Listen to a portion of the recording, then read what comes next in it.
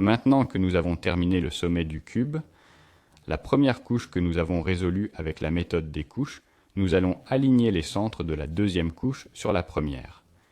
Ici, nous avons le blanc et je tourne le sommet jusqu'à ce que j'obtienne le blanc. Je m'assure que les autres couches sont également alignées. Voici le jaune et le vert, c'est parfait. À ce stade, nous devons inventer une lettre, la lettre T, afin de construire les bords de la deuxième couche. Nous voyons maintenant le cas où il n'est pas possible de compléter la lettre T, parce que par exemple, c'est un cas que j'ai construit exprès, mais c'est un cas qui peut arriver. Avec le blanc, si je tourne la base du blanc, vous voyez, je compose la lettre T, parce que la logique est de tourner la base de cette façon jusqu'à ce que je puisse composer la lettre T. Dans ce cas, j'ai composé la lettre T, mais le problème est qu'en dessous, sous la base du T, nous avons du rouge, qui est la couleur de la base. C'est donc un T qui ne convient pas à notre objectif, car sous la base du T, nous devrions avoir, pour que ce soit correct, la couleur qui va soit à la droite du cube, donc le bleu, dans ce cas, soit le vert. Comme nous avons le rouge, qui est la couleur qui va sur la base, ce n'est pas la lettre qui nous intéresse, ce n'est pas le T qui nous convient. Le bleu, vous voyez, vous pouvez le construire aussi, j'ai construit la lettre T, mais en dessous nous avons la couleur de la base, et donc nous n'avons ni le jaune ni le blanc, et donc ce T-là n'est pas bon. Les autres, je vous les montre, il n'est pas possible de les construire, le jaune, vous voyez, n'est pas là, et le vert non plus. Ok, cela veut dire que toutes les bases du T, celles dont nous avons besoin pour la construction de la deuxième couche, sont toutes les quatre déjà dans la deuxième couche. Donc une sera celle-ci, une sera celle-ci, et une sera celle-ci ici. En d'autres termes, toutes les bases du T sont déjà là où elles devraient aller. Peut-être pas dans la bonne position, comme dans ce cas, mais si vous ne pouvez pas construire le T, c'est uniquement et exclusivement parce que vous devez amener la base du T une à la fois à la base du cube.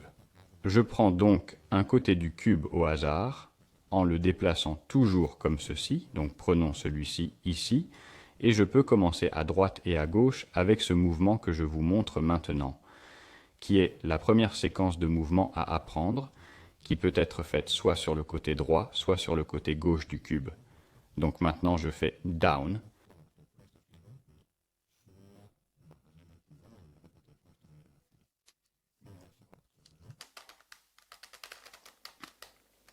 à gauche,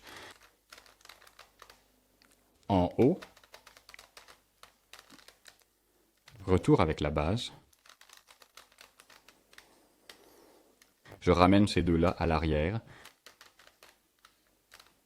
je remonte, et je reconstruis le cube. Parfait, maintenant une arête, celle qui était ici, je n'ai pas regardé la couleur, mais ça n'a pas d'importance. Je pense qu'elle était verte, je l'ai ramenée à la base du cube. Donc en théorie, si elle était verte, je devrais pouvoir construire le T sur le côté vert du cube. Voyons si j'ai bien compris. Non, parce que c'est jaune, c'était jaune-vert, donc je peux construire le T avec du jaune. Vous voyez que j'ai maintenant la lettre T formée. En dessous, je n'ai plus la couleur de la base, qui est le rouge, mais j'ai le vert. Le vert ne va pas à gauche, mais à droite. Maintenant, sans faire tomber les autres arêtes, je commence immédiatement à construire la deuxième couche du cube, de sorte que je fais tomber automatiquement les arêtes qui m'intéressent sur la deuxième couche. Nous avons donc le T, en dessous nous avons le vert qui va à droite, puisque la base du T va à droite. Nous devons le tourner, nous devons amener la base du T d'une rotation du côté opposé, dans la direction opposée dans laquelle il doit être monté, donc il doit être monté à droite.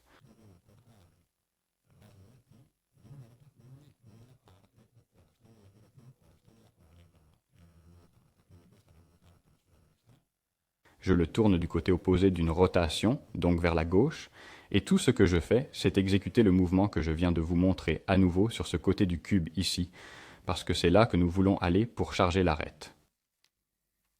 En bas, à gauche, en haut, retour, en bas avec ces deux-là à l'arrière, en haut, et reconstruire le cube. Vous voyez maintenant que la base du T n'est plus là, mais qu'elle a été mise en place ici. Comme il y avait une arête ici que je voulais amener en dessous pour pouvoir compléter un autre T, je n'ai pas regardé la couleur, voyons ce que c'était du bleu. En fait, je vais vers le bleu et j'arrive à composer mon T. Mais en dessous, je n'ai pas le rouge, tu vois, j'ai le jaune qui repart vers la droite, donc je me retrouve dans le cas que je t'ai montré tout à l'heure, la base du T doit être ramenée vers la droite dans la deuxième couche. Donc même maintenant, étant donné qu'elle va vers la droite, je la tourne d'une rotation du côté opposé, donc vers la gauche, et je refais exactement le même mouvement que j'ai fait jusqu'à présent sur ce côté-ci du cube. Donc vers le bas, à gauche, en haut, retour, en bas avec ces deux-là, en haut, et je reconstruis le cube. Ok, maintenant vous voyez la base du T bleu qui va avec le jaune qui était en dessous. Le jaune a été amené sur le côté droit du cube. Ici, je n'ai pas regardé quelle couleur était en dessous, nous le voyons maintenant, c'était celle-ci. Parce que par exemple, ici, vous voyez, je me tiens sur le côté du blanc. Je fais une rotation. J'obtiens le T avec la couleur qui m'intéresse en dessous. Donc ici, il y a un bleu en dessous qui va toujours vers la droite.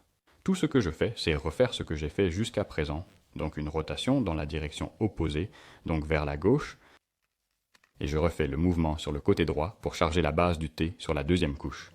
Ensuite, je descends à gauche, en haut,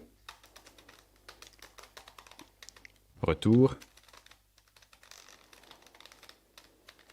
en bas avec ces deux-là, en haut, et reconstruire le cube. Ok, maintenant la base du T blanc est en place. Vous voyez ? Il ne manque qu'une chose, c'est que le T devra être construit dans ce cas soit sur le vert, soit sur le blanc. Voyons si le blanc est notre cas, je vais construire le T sur le blanc. Sous le rouge comme au début, donc ce n'est pas le T qui nous intéresse.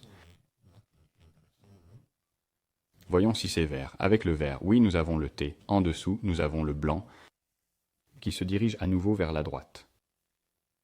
Ensuite, comme précédemment, une rotation dans la direction opposée, donc vers la gauche.